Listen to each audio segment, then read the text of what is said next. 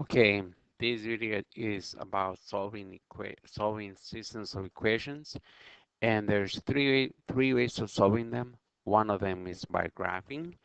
So when you graph, here's what you need to know. You need to know the following.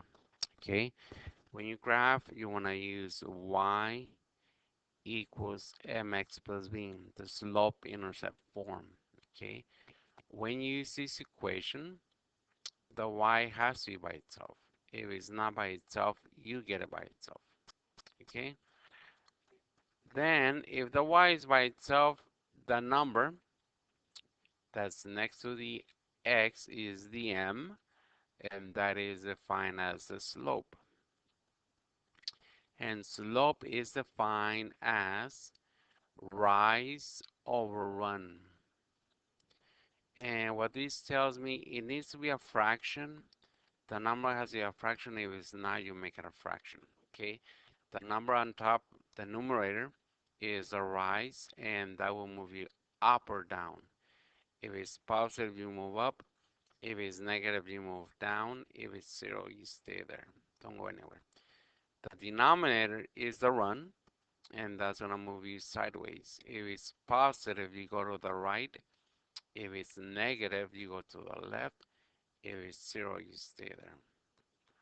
Now, this number, the number is just by itself, no x, no y.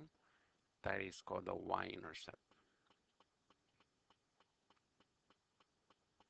Okay, and when you're graphing, first you use the y-intercept.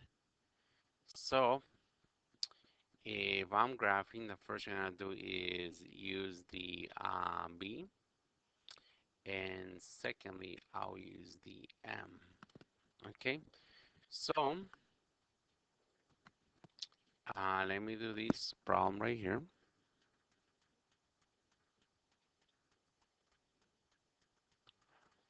So they want me to graph that and find out what is the answer. So step number one is find the m. I need the m for equation number one. The m is the number that's right next to the x. What number is right next to the x? So in this case, the m is negative 1/2. So be negative 1 divided by 2. And I need to know the b value. What is the b value? B value in this case is the number by itself, negative 3. Se Second equation, same thing, find the m. The m in this equation, well, first make sure that y is by itself. It is by itself, so the m is negative 5 over 2. And the b value will be 1. Okay, now put in your x and y axis. So this is my y axis. This will be my x axis. Label them y, x. Now use this first, the b value, negative 3, b is negative 3. My y-intercept is negative 3. Find negative 3 in here. 1, 2, 3. Now do the rise over run. There's one negative. You have to decide. You put it on top or the bottom, doesn't matter. Okay, I'm gonna put it in the bottom. The answer will be the same. So in this case, my rise from here is positive 1, and my run is negative 2. Now, if somebody did it backwards, put the negative on top, the rise will be negative and the run will be 2. I don't know if you noticed, but it is the same line. So no matter what you pick, you're gonna get the same line. So the line looks like something like this. Okay. Second equation. B value is 1. Y-intercept is 1. 1 will be right here. Now, same problem. Negative, put on top or put in the bottom. I'm going to put in the bottom again. So my rise will be positive 5. 1, 2, 3, 4, 5. And my run will be negative 2, 1, 2.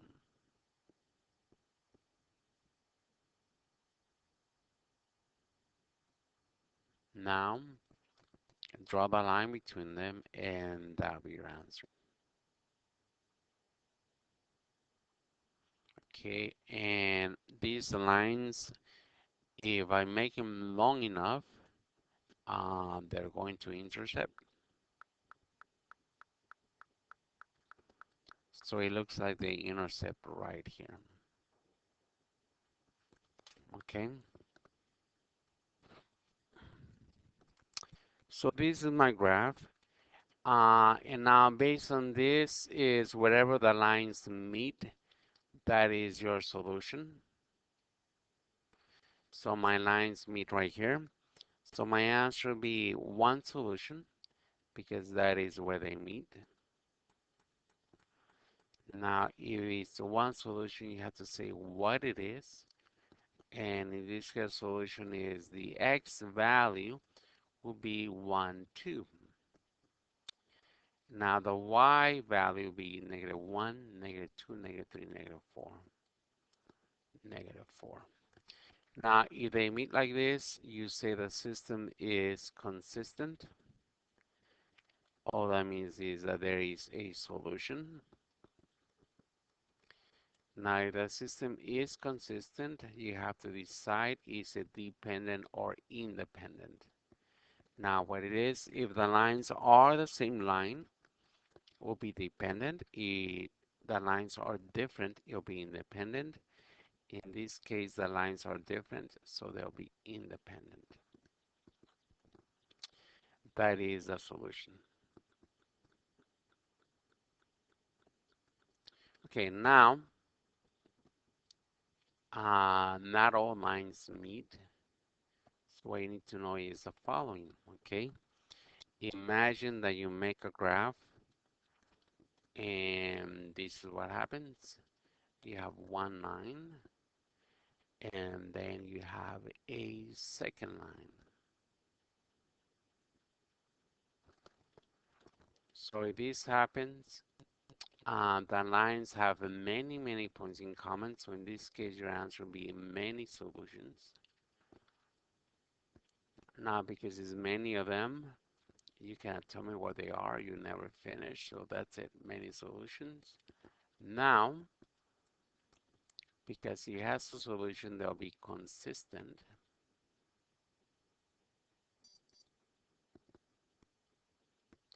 I have to decide, are they dependent or independent? If it's the same line, they're dependent. If the lines are different, it'll be independent. Now, the blue line and the black line are basically the same line, so they're dependent.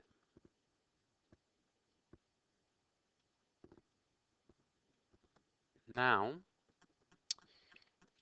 you could also have a graph that looks like this. Maybe one line will look like this, and the other line will look something like this. Okay, so in this case, the lines have nothing in common, so we say that there's no solution. They have nothing in common. Okay, and if there's no solution, they're inconsistent. And if the system is inconsistent, that means you're done. No, you don't have to answer dependent or independent, inconsistent. Okay, so when you graph, you have like this case, or you could have this case where they have many solutions. Basically, the lines are the same lines, or you can get this case where the lines are parallel. They have nothing in common, so there's no solution and they're inconsistent. Okay, so that's how we solve equations by graphing. Okay. Remember when we take the test, you're allowed to use your notes. So I say you have this in your notes, this right here and this right here. Okay, now another way of solving system equations is by elimination. What that means the following. Okay, I would like to cancel the x's or I would like to cancel the y's. Okay, and you know what? They don't cancel because they're not opposites. Okay, so I want to look for the easiest way to solve this problem. I'm not solving for x, and the reason for that is there's a negative 3, there's a 3 in here. That makes the problem slightly more complicated. So I'd rather look for an easier way. So I look at this y, it has the same problem. There's a number in here. So you know what? No. Let me look for an easier way of solving the problem. I will not solve for this x because it has the same problem. Okay, I will solve for this y because there's no number in here. So how we get the y by itself? Okay, the way I solve for it is I'm gonna get rid of this negative 4x. The way you get rid of it is you do the opposite. The opposite of negative 4x will be positive 4x. What you do to one side, you must do it to the other side. This cancels. Oh, I'm sorry, wrong method. Okay, the way you do it is you do this. If I try to cancel the x's, I cannot cancel. Okay, so the way you do it is do the following. Okay, I'm gonna look at this one right here. So I like to get rid of the y's. Okay, now the question is, I remember there's a 1 in here. 1 times what will give me the 2? And the answer will be 2. So I need to multiply these by 2. Now the problem is this. I don't want 2, I want negative 2. So I'm gonna make this negative 2. So what this says is everything in that equation will get multiplied by negative 2. Negative 2 times negative 4x will give you 8x. Negative 2 times 1y will give you negative 2y. And negative 2 multiplied by 0 will give you 0. Copy this equation, don't multiply by anything. You have negative 3x plus 2y is equal to negative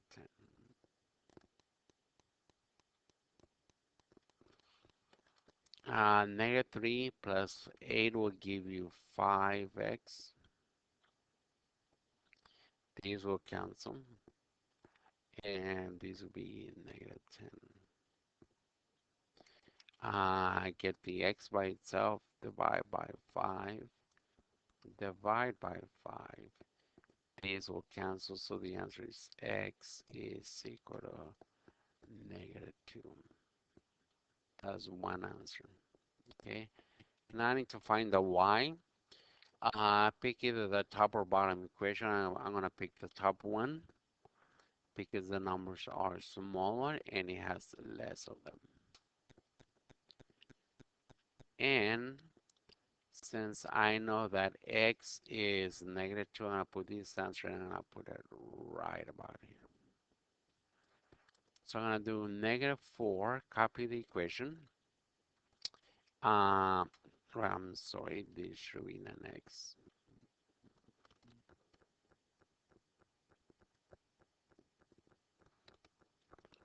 This should be negative 4x plus 1. Okay, so instead of the x, I'm putting in parentheses plus y. It's equal to 0. So I just copy this equation over here, but instead of x, I put in parentheses. Now instead of parentheses, I'm gonna put in negative 2. I'm going to substitute negative 2. Negative 4 times negative 2 will give you 8 plus y is equal to 0. Get the y by itself, get rid of the 8. Do so by doing negative 8 because they're opposites, they cancel. What you do to one side, do to the other. So you have y is equal to negative 8. Now put the answers together. I need the x value and the y value. So the x value is negative 2. The y value is negative 8. And that is your final answer. Okay, this is the answer for that problem. So this is solving by elimination. Now the last method that I showed you, that was by substitution. And what substitution does, what you have to do is do the following. Okay, I like to have one letter all by itself and put it into the other equation. In this problem, I'm not gonna solve for x because there's a number in here. So I need to look for an easier method. I'm not gonna solve for the y because it has the same problem. There's a number right here. So either I can solve for x or for y. I'm not gonna solve for y because there's a negative in here. That negative is a problem. I'm gonna solve for x. So to get the x by itself, I need to get rid of negative y. The opposite of negative y will be plus y. And what you do to one side, you must do to the other side. These will cancel because they're opposite. So you have x is equal to, these can be combined. So you have 7 plus y. Now I'm going to take this answer and I'm going to put it in the other equation in here. And I'm going to put it in for x. So when you copy the problem, you put in 3. Instead of the x, I put in parentheses minus 3y is equal to negative 5. So instead of the x, I'm going to put in 7 plus y. Now, step number 1, eliminate parentheses, fractions of decimals. Parentheses, 3 times 7 will give you 21. 3 times y will give you 3y. Copy the rest of the problem.